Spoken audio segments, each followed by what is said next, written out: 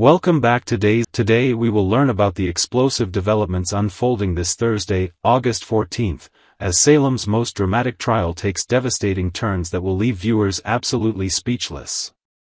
Chanel's ultimate sacrifice. Love knows no boundaries. In what can only be described as the most heart-wrenching display of unconditional love, Chanel Dupree de Mera finds herself standing at the precipice of complete self-destruction. The devoted wife has reached a breaking point that transcends all rational thought, willing to throw away her entire future to protect the man she adores beyond measure. This isn't merely about standing by her husband during difficult times. This is about Chanel making the ultimate choice to become a sacrificial lamb in the most twisted legal game Salem has ever witnessed. The depth of Chanel's desperation becomes painfully evident as she contemplates allowing E.J. de Mera to systematically dismantle her reputation and credibility in open court.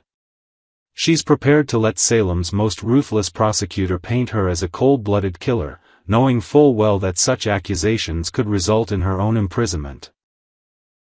The psychological torment she's experiencing is almost unbearable to witness, as every fiber of her being screams against the injustice, yet her love for Johnny overrides every instinct of self-preservation. Paulina Price's maternal instincts are firing on all cylinders, sensing the catastrophic implications of her daughter's reckless decision. The seasoned politician understands the legal ramifications far better than her emotionally compromised daughter, recognizing that once Chanel opens this Pandora's box, there may be no closing it. Paulina's concerns extend beyond mere legal consequences. She's witnessing her daughter potentially destroying her life for a man who may not even be guilty of the crime he's accused of committing. EJ's hypnotic revelations. The woman in the shadows. The courtroom drama intensifies as E.J. de Mera's fragmented memories become the centerpiece of this legal battlefield. Through the mysterious depths of hypnotic regression, a single, chilling detail has emerged that could reshape everything Salem thought it knew about that fateful night.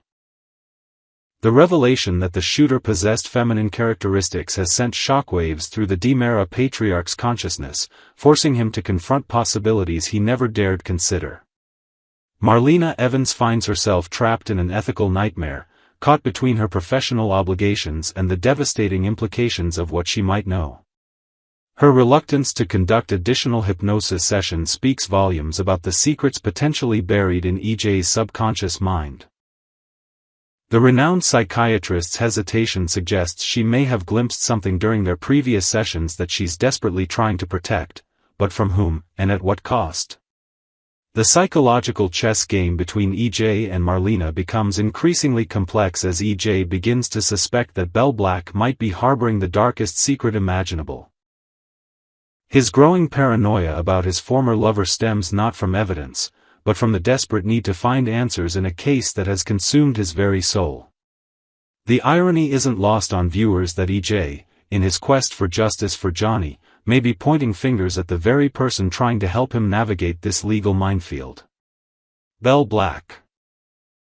The unlikely suspect under scrutiny. EJ's suspicions about Belle Black represent a fascinating psychological phenomenon, the desperate mind's tendency to see threats where none exist.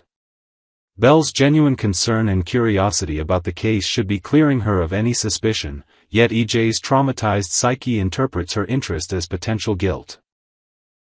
Her complete lack of defensive behavior and her willingness to help with Johnny's case actually serve as the strongest evidence of her innocence, creating a perfect example of how trauma can distort perception.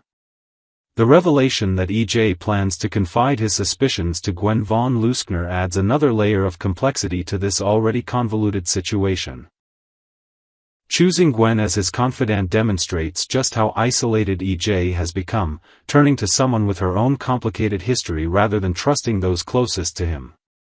This decision could have far-reaching consequences, as Gwen's own agenda may not align with uncovering the truth about the shooting. The Kiriakis triangle. Passion, betrayal, and confrontation. Xander Kiriakis finds himself navigating treacherous emotional waters as his complicated relationship with Sarah reaches another explosive climax.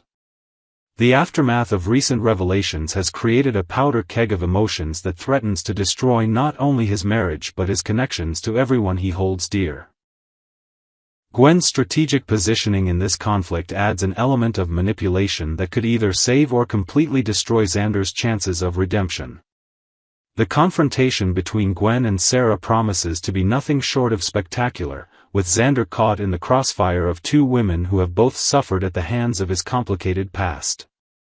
Sarah's anger is justified, but her approach may ultimately push Xander further away rather than bringing him closer to the truth. Meanwhile, Gwen's defense of Xander raises questions about her true motivations. Is she genuinely trying to help, or is this part of a larger scheme to reclaim her place in his life? Rachel's emotional explosion, a child's breaking point. The most heartbreaking element of Thursday's episode centers on young Rachel Black's complete emotional breakdown. The pressure of being thrust into the center of a murder trial has pushed this innocent child beyond her psychological limits, resulting in an explosive confrontation with Kristen that will leave viewers reaching for tissues. Rachel's outburst represents more than typical childhood tantrums. It's the manifestation of trauma, confusion, and the overwhelming burden of adult secrets she's too young to comprehend. Kristen DiMera's maternal instincts clash violently with her protective instincts as she watches her daughter spiral into emotional chaos. The accomplished manipulator finds herself completely helpless when faced with Rachel's raw pain, unable to use her typical schemes and machinations to fix what's been broken. Her decision to potentially restrict Rachel's interactions with others, particularly Sarah Horton Kiriakis, stems from a desperate need to shield her daughter from further trauma, even if it means isolating her from positive influences. The encounter between Kristen, Rachel, and Sarah outside the bar serves as a catalyst for Rachel's emotional explosion. Sarah's natural warmth and genuine care for children represents everything Rachel craves but has been denied due to the complicated dynamics of her family situation. Kristen's rejection of Sarah's involvement isn't born from malice but from the terrifying realization that her daughter is reaching out to others for the stability and normalcy she can't provide. Marlena's dangerous theory, the unthinkable truth. Dr. Marlena Evans faces perhaps the most challenging ethical dilemma of her distinguished career. Her growing suspicions about Rachel's involvement in the shooting create a conflict between her professional obligations, her personal relationships, and her protective instincts toward a traumatized child. The possibility that Rachel could be suffering from trauma-induced amnesia opens up devastating scenarios that no one in Salem is prepared to confront. The theory of Rachel's potential amnesia adds a psychological complexity that transforms this from a simple murder case into a profound examination of childhood trauma and its lasting effects. If Rachel did indeed pull the trigger that night, the implications extend far beyond legal consequences.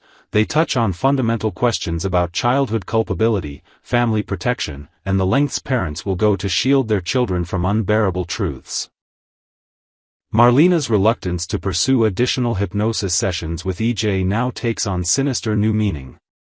Her professional instincts may be screaming warnings about what further sessions might reveal, not just about EJ's memories, but about the involvement of someone she feels morally obligated to protect. The weight of potentially holding the key to Johnny's freedom while simultaneously protecting a child's innocence creates an impossible situation that will test every principle Marlena holds dear. As Salem braces for the explosive revelations that Thursday's episode promises to deliver, viewers can expect emotional devastation, shocking confessions, and the kind of heart-stopping drama that only Days of Our Lives can provide. The intricate web of secrets, lies, and desperate love that binds these characters together is about to be torn apart, leaving nothing but raw truth in its wake. Wednesday, August 13, 2025, a day of questions, memories, and heartache in Salem. In Salem, the smallest encounters can carry the heaviest emotions, and today was no exception. As the sun rose on this warm August morning, a web of conversations and realizations began to unfold, touching the lives of people who, whether they realized it or not, were each standing on the edge of personal turning points. A quiet morning that isn't quite so simple. Chad DiMera awoke not in his own bed, but curled beneath a blanket on the sofa in Kat's modest yet warm apartment. The morning light spilled in softly through the curtains, and for a moment, there was a sense of comfort. Something rare in Chad's turbulent life lately. Kat emerged from her bedroom, looking refreshed, dressed in a plain t-shirt and loose, comfortable pants, her hair still a little tousled from sleep. She moved toward the kitchen with a casual air, but inside, her thoughts weren't so calm.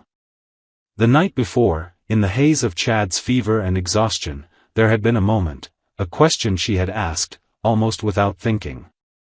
She had asked him if he remembered her kissing him. Now, in the bright reality of morning, Kat felt the weight of that memory. Chad, half smiling and still groggy, admitted he did remember something, but brushed it off as if it were a wild, nonsensical dream. Kat quickly agreed, saying it must have been nothing more than a fever dream, meaningless and fleeting. But as the words left her lips, she wondered if she had said too much, or perhaps too little. Was she being honest? Or was she only telling him what she thought he wanted to hear? Chad's gaze held hers, steady and searching, as he quietly asked, "What if I don't know what I want to hear?" It was an intimate question, one that lingered in the air between them. But Chad, clearly uncomfortable with the heat rising in him, whether from fever or from something else entirely, broke the moment, shaking it off. Soon, he drifted back to sleep on the couch, the blanket pulled tight around him, while Kat busied herself in the kitchen, though her mind remained far from her morning tasks. Javi edges closer to the truth elsewhere in town. Javi returned home with Tesoro in tow. The boys' laughter filled the air briefly, but it was quickly replaced by the warm, savory scent of Rafe's cooking. Rafe was at the stove, working on a pot of his grandmother's famous chicken tortilla soup. A dish that had comforted sick friends and family for generations.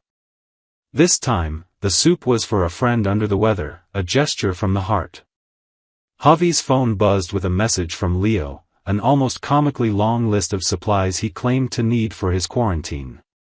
It was 3 pages long, filled with everything from the practical to the absurd, and Javi shook his head with a mix of amusement and exasperation. As he set his phone down, Ari passed by on her way to see Sophia. Sophia, as everyone close to her knew, had been deeply shaken ever since she made the heartbreaking decision to give away her baby. Javi's light mood disappeared in an instant when Ari, in the course of casual conversation, revealed the truth, that Sophia had, indeed, given her child away. The weight of that knowledge hit him like a blow. After Ari left, Rafe, always attuned to the shifts in the people around him, noticed the change in Javi's demeanor. He gently asked what was on his mind. Javi hesitated, then shared a detail that had been tugging at the edges of his thoughts for some time. He remembered how Sophia's mother had once remarked on how much Tesoro resembled her own son as a baby. It had made Javi pause back then, and now it made him pause again. Tesoro's features had even led him to wonder if the boy might have some Asian heritage. If not for one thing, he might have suspected that Tesoro was Sophia's child. But he knew the timeline. He knew Sophia had still been pregnant when Tesoro was born. The logic ruled it out. Still, it was impossible to ignore how painful it must have been for Sophia to meet little T, knowing she had given her own baby away. Rafe listened carefully, and his own memories surfaced, memories of the pain he had felt when he gave up David. But as he reflected aloud, he realized his own experience couldn't compare to what Javi had endured. Javi agreed with a quiet sadness, saying, "It feels like a lifetime." There was a pause between them, a silence filled with shared understanding. Rafe nodded, his voice low but firm. "It never goes away." Javi, eyes downcast, answered in a single word that carried all the truth of his grief, "Never." A day of more questions than answers. By the time evening fell over Salem, many of the day's conversations were still unresolved.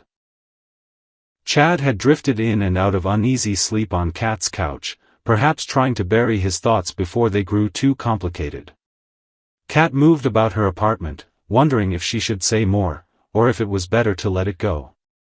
Javi, meanwhile, was left turning over the pieces of a puzzle he couldn't quite solve, his mind caught between logic and possibility. And somewhere else in Salem, Sophia's quiet suffering continued, her decision and its consequences echoing in the lives of those around her in ways she couldn't have predicted. For now, the answers to these tangled questions remain hidden in plain sight. But in Salem, the truth has a way of coming out, sooner or later.